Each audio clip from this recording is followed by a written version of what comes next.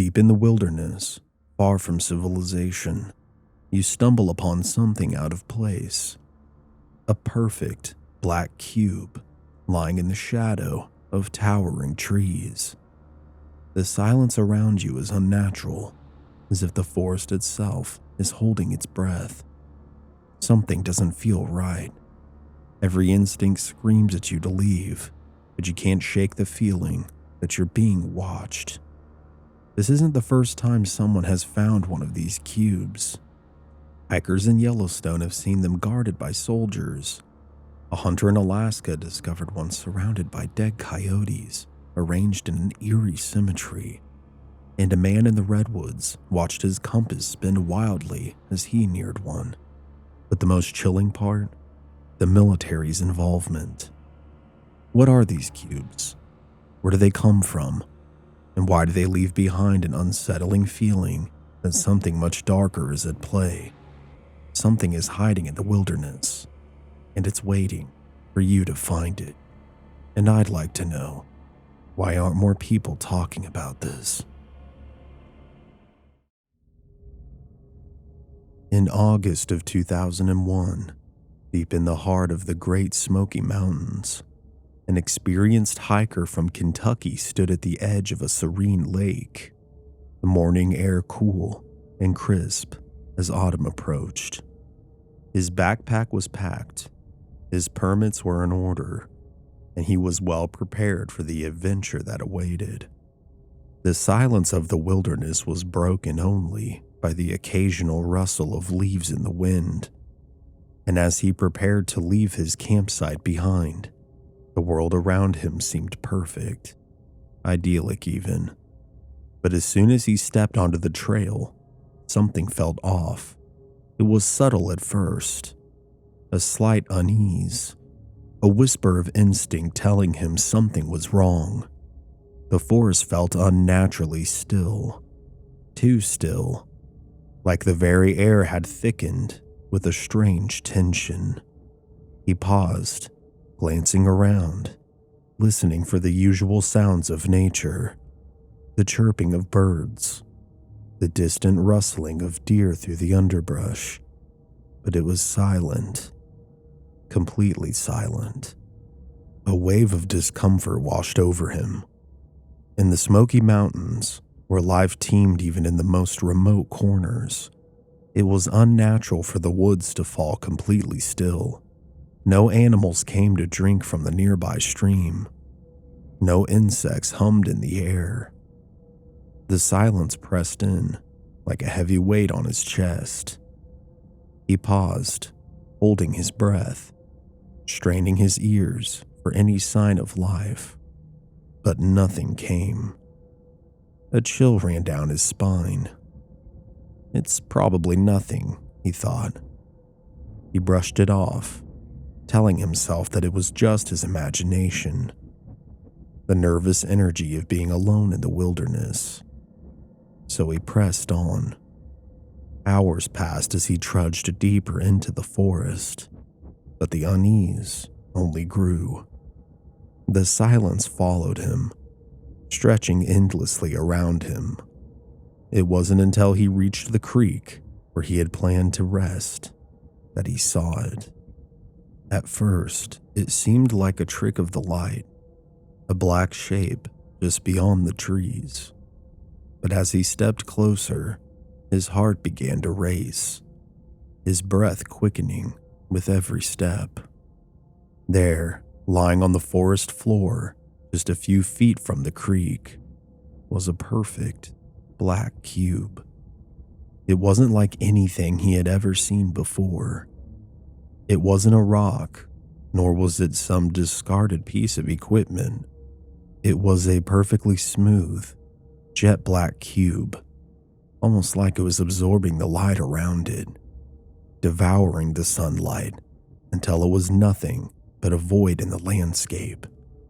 It sat there, perfectly placed on the ground, as if someone had carefully positioned it.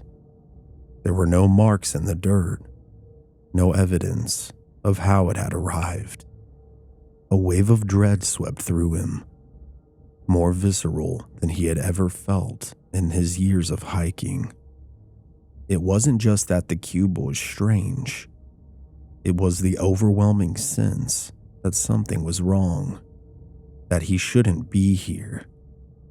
The air around him seemed to grow heavier, as if the world itself was holding its breath. The feeling crawled over his skin, creeping into his bones. It was as though he had stumbled into a forbidden place, a place where he was never meant to be. He could feel his heart pounding in his chest, his legs growing weak. His body screamed at him to leave, but his mind was too transfixed, too horrified by the cube to move. But then, something even more unsettling happened. As he stood there, rooted to the spot by fear, he suddenly felt like he was being watched. The sensation was immediate and chilling, like invisible eyes were tracking his every move. He scanned the trees around him, but there was no one there. No figure, no animal, nothing. And yet the feeling persisted.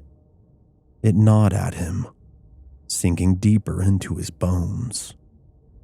His instincts, honed by years of outdoor experience, were screaming at him to get out of there.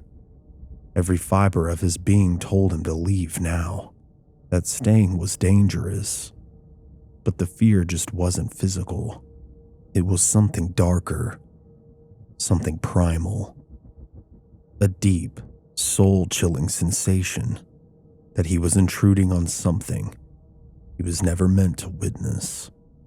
Without thinking, he took a step back, and then another, and another, moving further away from the cube, his eyes never leaving it. The forest around him still felt unnervingly silent, as if the trees themselves were holding their breath. He turned his back on the cube and made his way toward the creek to refill his water bottle, but his hand shook as he knelt, his eyes flicking back to the cube. What the hell was that thing? His mind raced as he quickly filled the bottle, trying to steady his breath. But the weight of the cube seemed to pull at him, even from a distance.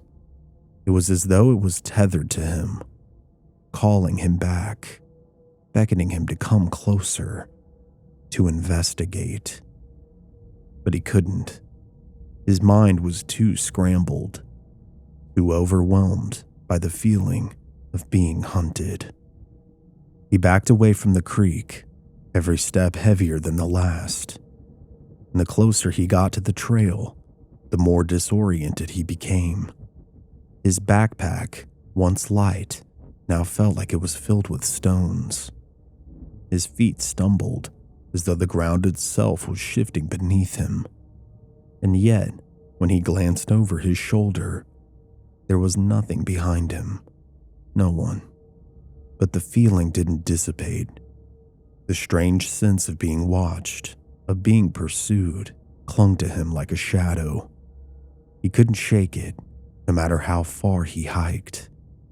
It was as though the very air around him was suffocating him, pressing in on him, a constant reminder that he didn't belong here. When he finally made it back to camp, he didn't tell anyone what had happened. He couldn't. He knew no one would believe him, not after hearing how ridiculous it sounded. But the truth gnawed at him. It wasn't just the cube that haunted him. It was the feeling, the overwhelming creeping terror that had taken root in his mind. No matter how much time passed, it never truly left. And just when he thought he could escape the strange sensation, the unsettling silence, his encounter with the cube was far from the last.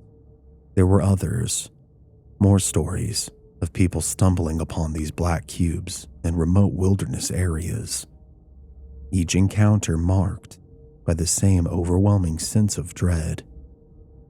Some people reported seeing soldiers nearby, watching over the cubes as though they were guarding something dangerous. He tried to move on. He tried to forget about the cube, but how could he?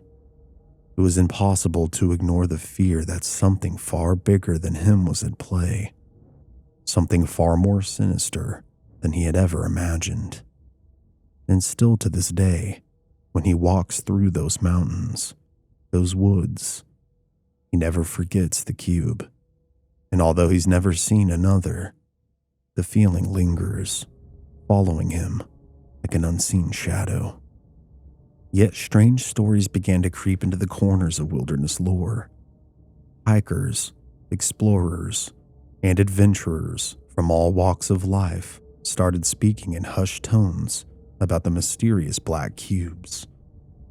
Their accounts seemed to spread like wildfire, but one detail remained chillingly consistent.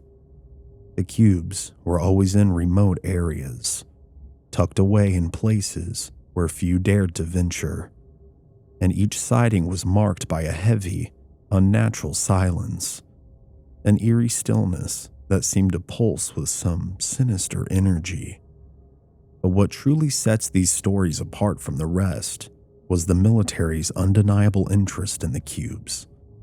That's where things started to take a far more unsettling turn. Flash forward to 2010. A couple keen on exploring the vast expanse of Yellowstone National Park were enjoying a peaceful hike on a quiet afternoon. The sun hung lazily in the sky, casting long shadows through the trees as they walked through a secluded field. But then, in the distance, something caught their eye. A black cube. It wasn't like any object that they had ever seen. It sat perfectly in the middle of the field, a strange and stark contrast to the soft greens and browns of the surrounding nature.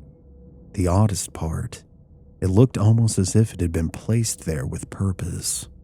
Nothing around it disturbed the earth, and it seemed to absorb the sunlight as though the cube itself was devouring the light around it. But what really unsettled them wasn't the cube itself. It was the soldiers. They were scattered around the object, moving with precision and purpose. Armed, vigilant, they kept watch over the area as if it was something precious or something dangerous. The couple exchanged uneasy glances, but they didn't speak. Neither of them knew what they were seeing, but both felt an overwhelming urge to leave. They quickly walked away, their pace getting faster as the forest seemed to press in on them, as if urging them to flee. For the woman, though, the feeling wouldn't leave her. As they continued their hike, a dread settled in her gut. Something about that cube and the soldiers guarding it felt wrong on a level that she couldn't explain. It wasn't until later, when they had parted ways, that the woman's unease fully manifested. The relationship fell apart soon after. No major incident triggered the split, but it was as if the strange encounter had left a mark, a darkness that hung over them. Her instincts had been right. Something seemed to have followed them from that field. Years passed, but these stories continued to surface. And then came the chilling tale of a hunter in Alaska in the fall of 2021. He was an experienced outdoorsman, no stranger to the remote wilderness of the Tala Mountains. But as he hiked miles from civilization, the forest around him grew strangely quiet, eerily so. With each step, the sounds of wildlife seemed to vanish, swallowed by an unnerving silence. It was then that he caught the faint scent of decay, rotting flesh, the kind of smell that sinks deep into your bones, bringing with it a feeling of terror. He followed his senses, heading toward the ravine from which the stench seemed to emanate. When he reached the edge of the ravine, his blood ran cold. Below him lay a massive black cube sitting in the dirt. its glossy surface reflecting no light, absorbing everything around it. The hunter instinctively knew that this wasn't just some piece of stray debris. Something about it felt wrong. What was even more disturbing wasn't the cube itself, but the 3 dead coyotes surrounding it. They were positioned unnaturally, almost methodically, as if placed with an unsettling care. 2 of them lay perfectly aligned on either side of the object, symmetrical, their bodies still and cold. The 3rd coyote, however, had its head twisted in an unnatural way, as though it had been sniffing the cube when it died. But there were no signs of struggle, no bloodshed, just a deadly stillness that seemed to hang in the air. The hunter, feeling a cold pit form in his stomach, cautiously made his way down the ravine to inspect further. But with every step closer to the cube, something inside him screamed to turn back. His vision blurred, his breath shallow, and an overwhelming dizziness took hold. Panic set in. The air around him seemed to smother him, as if the very atmosphere was toxic. Unable to bear it any longer, he retreated back up the slope and fled to his camp. But as night fell, the full force of the cube's curse hit him. Feverish and aching, he began to vomit uncontrollably, his body betraying him in ways that it never had before. For days he was bedridden, unable to move. It was as if the very presence of the cube had infected him, not just with illness, but with something far more insidious. By the time he managed to make it back to town, the doctors had no answers, no viruses, no physical explanation, only the lingering sense that something had happened to him out there, something tied to that cube. And the questions remained unanswered. What was it? What was its purpose? Why did it leave death in its wake? But perhaps the most unsettling part of it all, the military's constant, silent presence. The final eerie encounter takes us to the towering trees of Redwood National Park in California. A man trying to escape the turmoil of his personal life decided to take a weekend to himself, driving deep into the heart of the forest. As he navigated old logging roads, he found solace in the quiet and the towering giants of the trees that seemed to stand watch over him. But that peace didn't last. As he ventured deeper into the woods, the air grew thick with fog, the atmosphere heavy with an oppressive weight. The forest, usually full of life, felt strangely empty. There were no birds chirping, no animals rustling through the underbrush.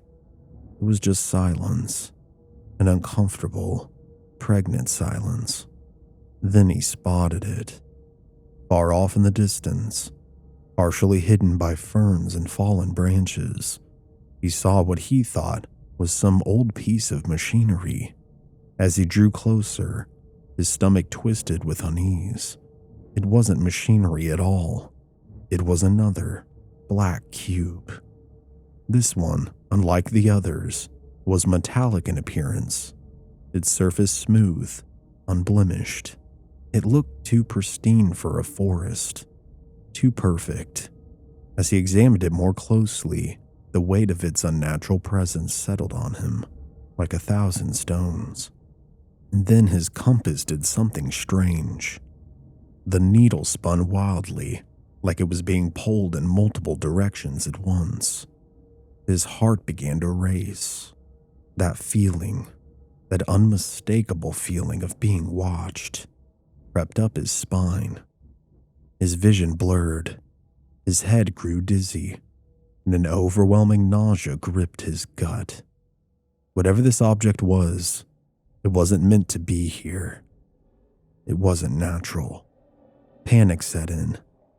Something was wrong. wrong in a way that his mind couldn't fully comprehend. He backed away slowly, terrified that at any moment something might step out of those trees and snatch him away. But nothing came. The woods remained still. He ran, his pulse pounding in his ears, and when he finally made it back to his truck, his heart was still racing, but the fear didn't stop there. That night, he called a friend, wanting to share his strange experience. To his surprise, his friend admitted something even stranger. He had heard odd noises in the same area weeks before, like metal grinding on metal, a sound that echoed throughout the woods, yet had no apparent source. It had spooked him so much that he had left too. Were these two events connected? Was there something deeper at play? Or was it just coincidence? One thing was certain. There was something far darker lurking in the depths of these forests. The cubes, the military's involvement, the strange phenomena surrounding them. It was all part of something much larger, something far beyond simple explanation. So what are these cubes? What do they mean? Are they some form of secret military technology? Perhaps alien artifacts? Or something far worse?